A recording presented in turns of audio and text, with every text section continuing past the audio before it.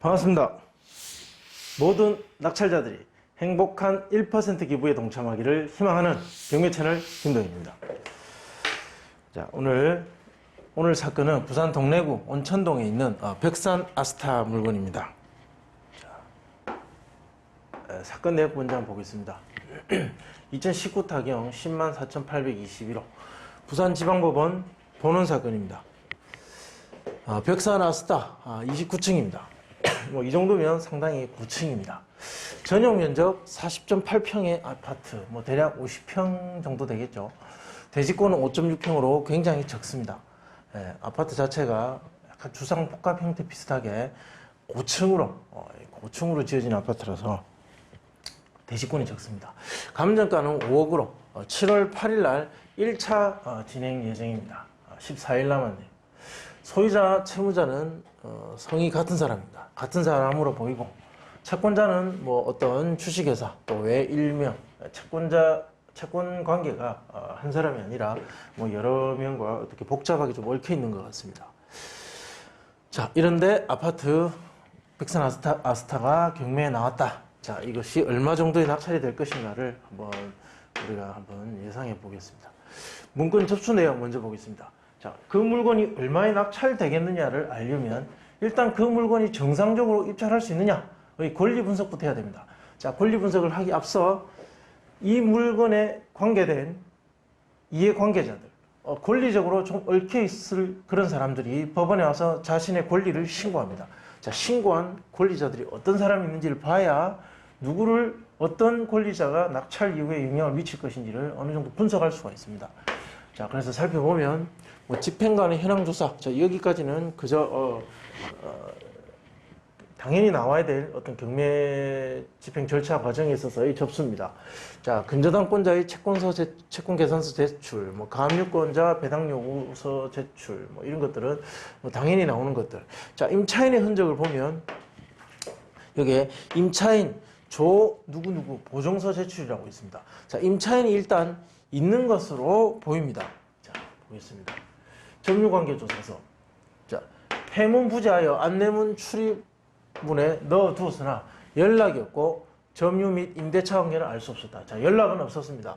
자, 근데 조 누구누구 세대가 전입돼 있다. 자, 여기 아까 임차인으로 조 누구누구가 권리신고를 했죠.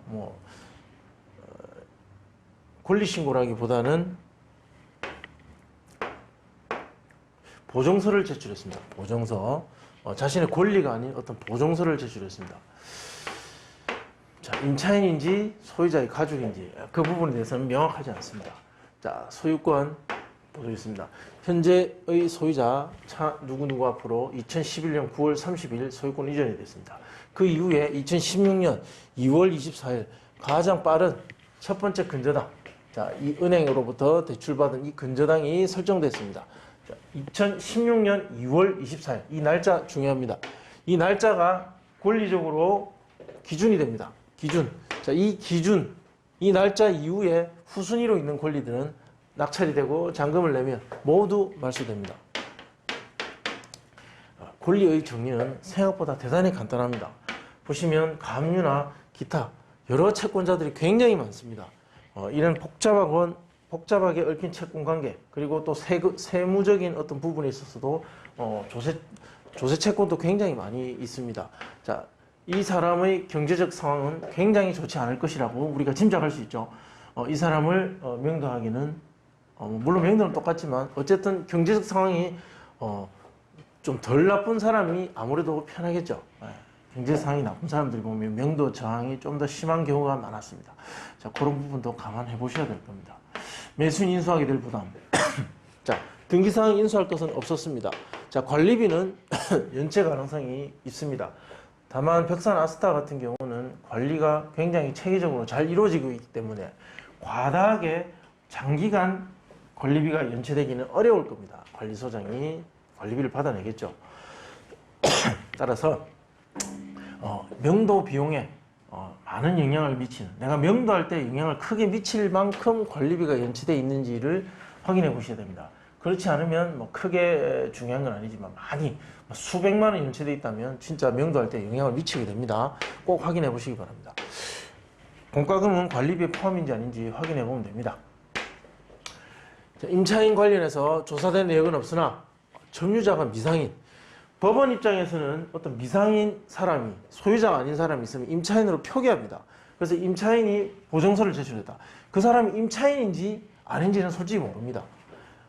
임차인이라면 뭐 임차인의 권리 신고를 했겠죠. 뭐 단순히 보증서만 제출했는데. 그래서 일단 저는 미상으로 했습니다. 누가 거주하는지는 정확하게 알 수 없다. 소유자 가족일 수도 있고, 또는 소유자의 뭐 지인일 수도 있고, 이 사람의 그 대항력이 있느냐 없느냐가 중요한 부분이죠. 자, 현재 법원의 자료가 매각 물권 명세서가 아직도 그 게시되지 않은 공개되지 않은 물건입니다. 아직 시간이 좀 더 있어야 매각 물권 명세서가 나옵니다. 따라서 지금 상황에서 저 사람이 누군지는 정확하게 제가 알 수가 없습니다. 이 강의 자료를 만드는 게 그보다 훨씬 더 빨리 제가 만들기 때문에 그렇습니다. 이게 지금 그 15일 전, 그러니까 경매물건이 14일 전에 보통 진행되는데, 그거보다 먼저 제가 이 자료를 만들다 보니까 임차인에 대한 사항이 아직 공개되지 않은 상태에서 제가 이 경매물건의 자료를 만들었습니다. 그 사람이 소유자의 가족이거나 또는 소유자의 지인으로서 보증금이 있든 없든 처음 대출을 받았던 2016년 이후에 들어온 사람이라고 가정을 하고 이 물건의 낙찰가를 계산하도록 하겠습니다. 그러면 명도 대상자는 소유자 또는 소유권자 있죠. 현재의 소유권자 플러스 현재 점유하고 있는 이 점유자, 이 두 세대, 같은 세대일 수도 있고 아닐 수도 있습니다. 이 두 세대를 상대로 명도를 진행하게 됩니다. 인도명령은 두 사람을 상대로 발송해야 될 것 같습니다. 자, 강제 집행을 한다면 두 세대가 살든 한 세대가 살든 일단 그 아파트 안에 들어있는 물건을 강제로 집행하는 부분이기 때문에 이 정도 비용은 들어갑니다. 똑같습니다.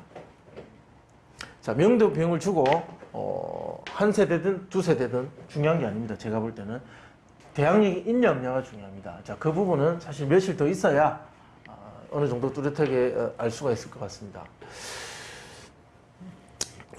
그 대항력이 없는 점유자라 가정하고 제가 진행합니다. 그건 몇 번 더 다시 강조해서 말씀드리는 겁니다. 명도 소송 가능성은 희박합니다. 자, 시장에 나와 있는 백선 아스타 매물입니다. 자, 호가되고 있는 동평형대 매물인데 주로 4억 중반대가 많습니다. 근데 중반대 호가를 보면 다 저층입니다. 저층. 여기 보시면 우리는 고층이니까 여기 보시면 5억 2천 정도 호가하고 있습니다. 실제 거래된 사례를 보면 자, 올해 두 건이 있었네요. 12층, 저층은 4억 중반, 그리고 15층, 고층은 5억 초반에 거래가 됐습니다. 작년에 47층 5억 3,500. 그러니까 가격 상승이 크게 없었다. 비슷하게 지금까지 이어져 오고 있다.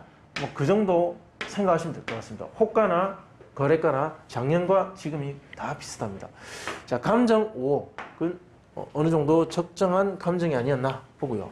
호가되고 있는 5억 2천이 거래될 수 있는 가장 높은 금액이고, 그리고 좀 저렴하게 된다면 5억 정도, 한 2천만 원 사이에서 거래 가능한 실거래가가 나올 것 같습니다. 자, 주변에 있는 인근 낙찰 사례, 그 중에 두 개, 반도보라와 백선아스타. 06년, 08년도에 건축되었고 38.8평, 40.8평짜리 물건이 두 개 나왔었습니다.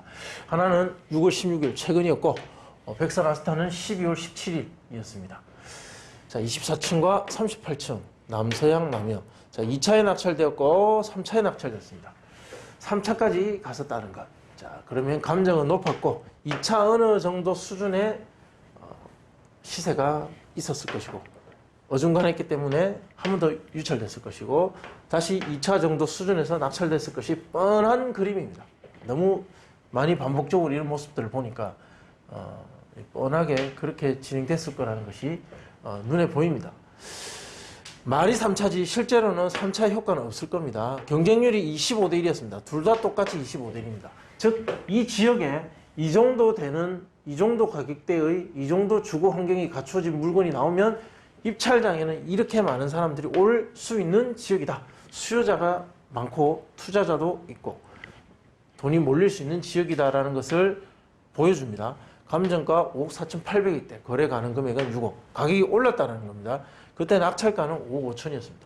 자, 감정가 5억 3,900일 때 거래 가능 금액은 5억 3천. 비슷했죠? 비슷했습니다. 작년이나 지금이나. 자, 그때 낙찰가는 5억 500만 원이었다.